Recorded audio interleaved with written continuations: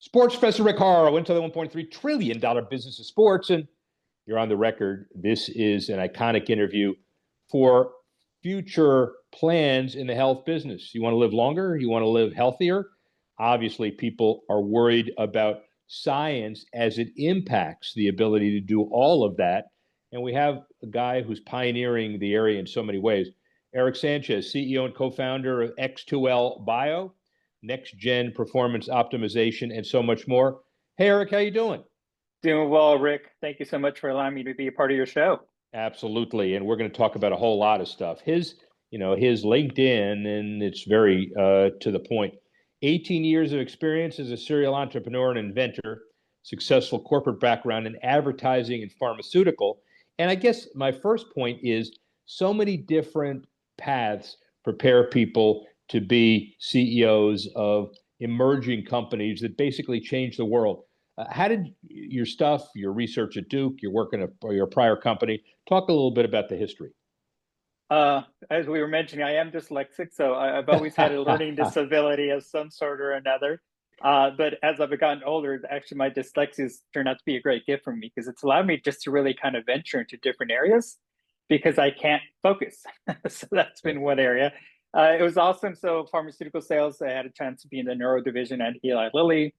I got to live a tiny bit of the Mad Men world with advertising in New York City. So that was a lot of fun.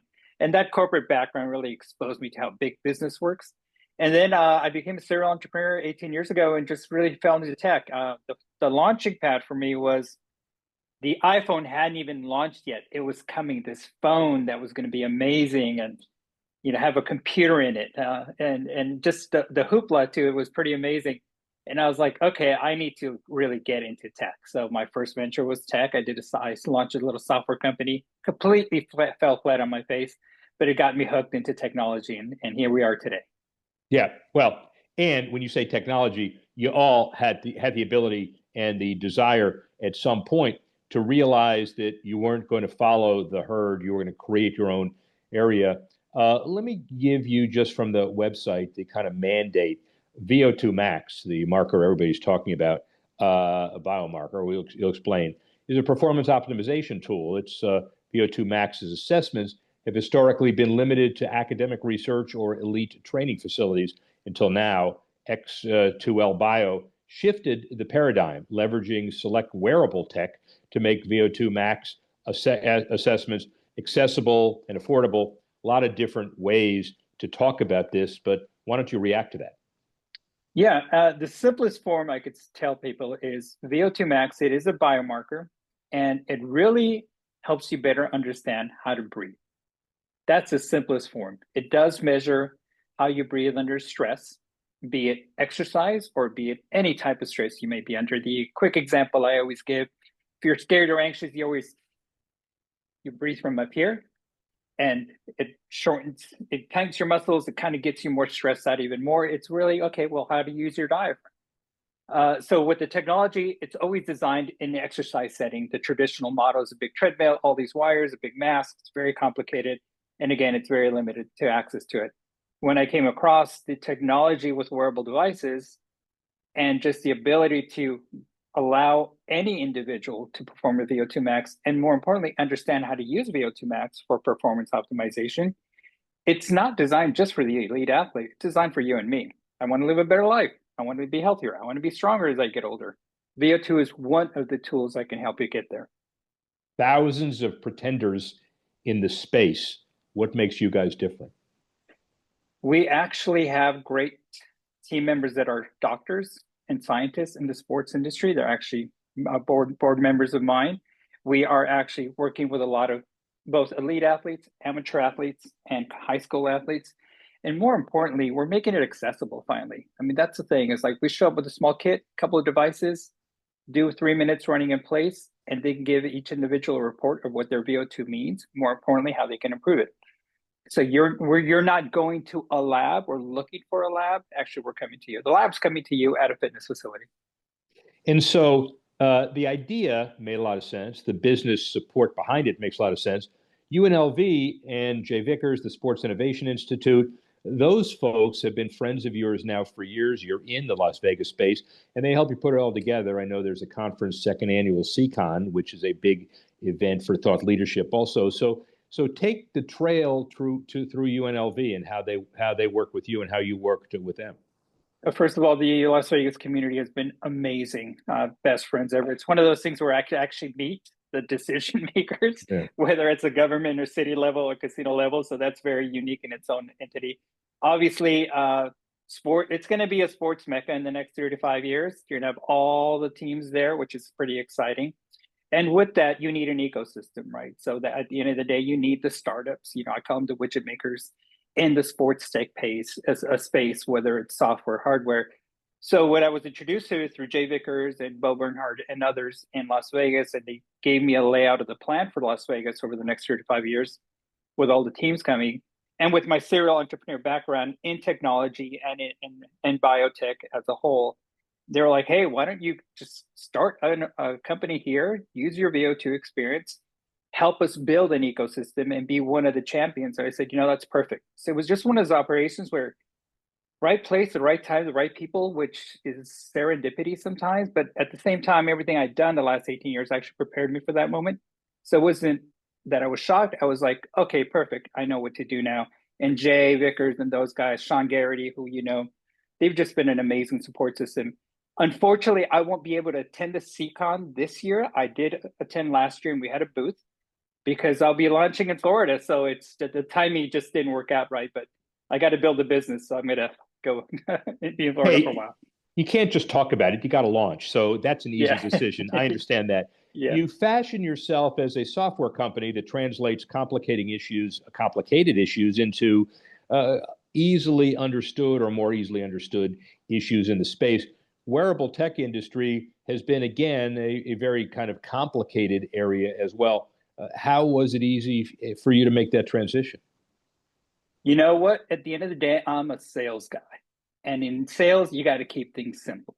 That's really the bottom line. So I'm able to translate very complicated information in my head and say, oh, that person is actually just saying ABC. And the person on the other is like, oh, that's all I needed to know. So I've taken that gift and really that's where I've taken all this intense VO2. And it's complicated. It really is. It's amazing. All the technology, the science behind it. But the end user just wants to know how do they get it and how do they improve it and how does it help them? And I'm able to translate that complicated process into a very simple format. Well, now for the next couple of minutes, I'm going to ask you to take the VO2 Max biomarker and explain it in a way that idiot humans like me can kind of understand why that's going to make us live longer. Yeah, so there's a couple of examples. I'm going to go with an old school example because you and I are a little older. Remember when cars had carburetors? Yeah. Right. And remember, if you wanted to make your car a little faster, you would get a screwdriver and kind of just twist the little knob on the carburetor, and you would take in more. Or hire somebody to do it. I mean, right. Yes, or hire somebody to do it. Yeah. So when I was playing with you'd kind of set it up, and it would take in more fuel. The carburetor would take more fuel and more oxygen, right? And you can go a little faster. Obviously, the gas needle would just go the other way a lot faster at the same time. So think of your heart, your lungs, and your muscle as the carburetor. That's just that one. Those three components is a carburetor. It takes in oxygen to fuel your body. So you breathe, and the heart pumps it out, and the muscles use it. So that's a carburetor. VO2 Max is the screwdriver. You get the VO2 Max, and you assess where you want to be. Do you want to be faster? Do you want to be stronger? Do you want to be healthier? Whatever decision you want to make, it teaches you how to use your oxygen, and which means breathing better, resting, proper exercise, proper nutrition. You can take all of that from a VO2 Max biomarker telling you. So example I gave is my lungs are really good at taking in oxygen. I know that. My heart's really good at getting ready to pump it out. But my muscle, I could build more muscle mass. Why? Because I'm sitting a lot. I travel a lot. I drive a lot. I'm on Zooms a lot of calls. So what I need to do to improve my VO2 max is build more muscle mass because I have enough fuel in the tank. I just don't have enough muscle to use it all. Does the medical industry embrace you, try to stick handle you, compete with you? How have you been received? Misunderstood. I think everybody thinks, sorry, I think everybody thinks I'm trying to be a doctor. I'm not. This is a tool that doesn't require needles or medication. It's just a tool that helps you better understand how you can improve your health and fitness. We do have doctors, physicians on our team, our board members. So the great thing is that they've been really amazing in guiding us how to work in parallel with the healthcare industry, not compete with it, not intertwine with them. It's more like, here's a tool, and the information we give, actually the report, once you're done with the assessment, you can actually take that report and show it to a physician, and they'll be like, oh, okay, great, this actually helps me better understand where you need to be. So we're getting there, but right now I think they're still trying to accept wearable technology as a whole. So we're going to get there. A couple of years, I think we'll be fine. We'll be able to be good friends. We'll get back to the distribution strategy, but when you say accept wearable technology, Whoop was an outcast, Ara was an outcast, the Apple Watch was an outcast. Where was the kind of inflection point where, for example, all of those were generally accepted? I'm going to say COVID. I think a lot of physicians realize, well, actually, the Whoop does give you some kind of data. The Aura does give you some kind of data. It is health related. You couldn't see physicians in person in a lot of states. So I think at that point, the doctors were like, well, at least let me take some data as opposed to no data or can't see you in person. And I think that's when they started realizing that, oh, this is actually good information for that individual, because now you're getting information from one specific individual. So I'm going to say COVID was a good kind of that turning point where now doctors are purchasing their own wearables, using it on themselves, and it's getting there. So I think we're moving a little faster in regards to wearable technology being a part of a healthcare protocol is the best word I could use. And the healthcare protocol, as it expands to the common man, what's the best distribution opportunity? Is it gyms? Is it personal trainers? Is it athletic programs? Is it wellness centers? Is it a combination of all of that? So we're doing we're definitely a combination, but the way we're starting is fitness facilities, because you already have a facility that has a membership of motivated individuals who want to get healthier.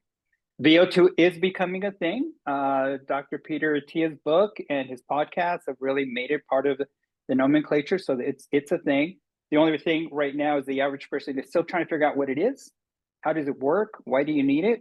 So we're just happen to be at the right place at the right time. When we show up with a fitness facility, we explain it, people join, and then more importantly for our partners in the fitness industry, it's really a retention tool for them, because now that individual can better use the fitness facility.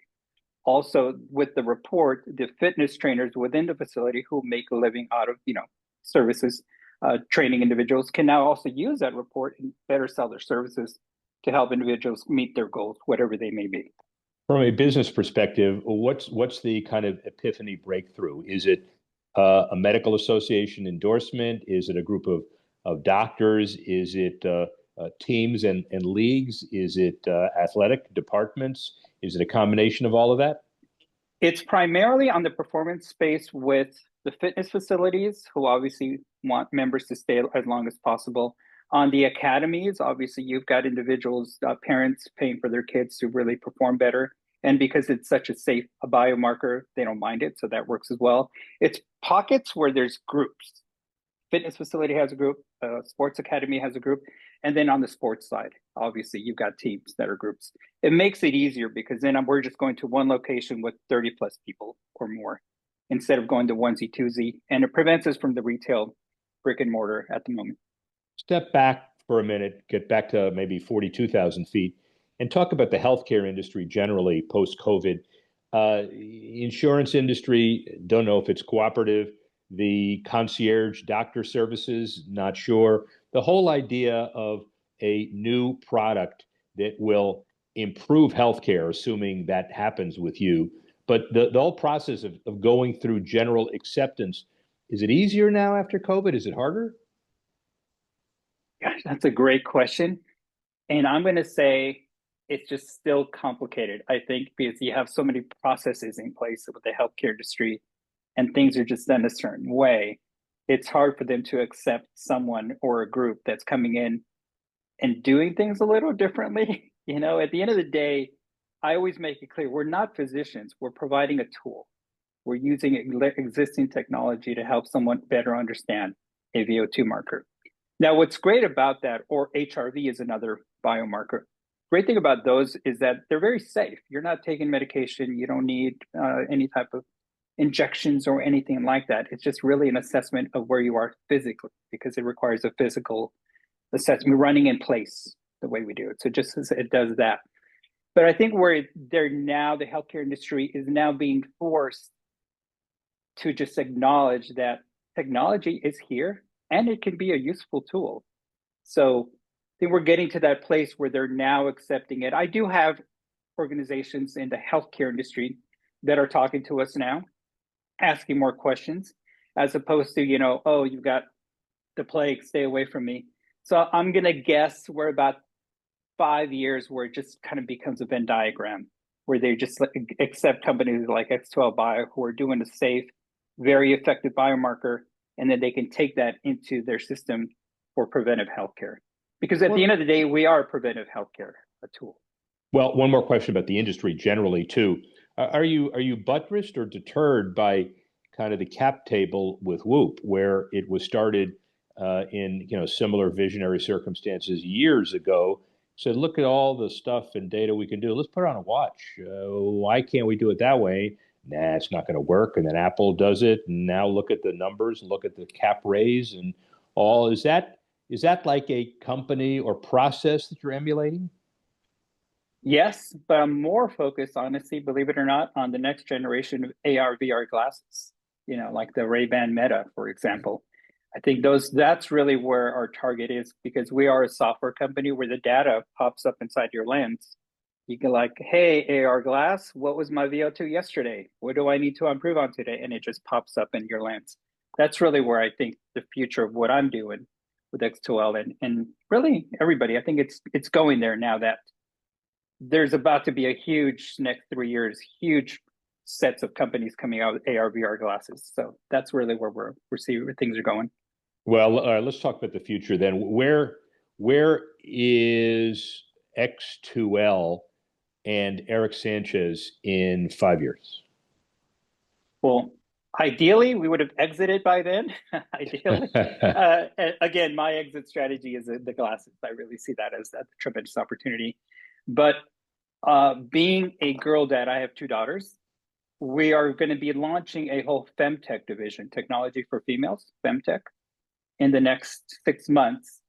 And within 5 years, and my wife, who is one of my partners in the business, she used to be a professional dancer in New York City, that she and my daughters have developed a whole new femtech division.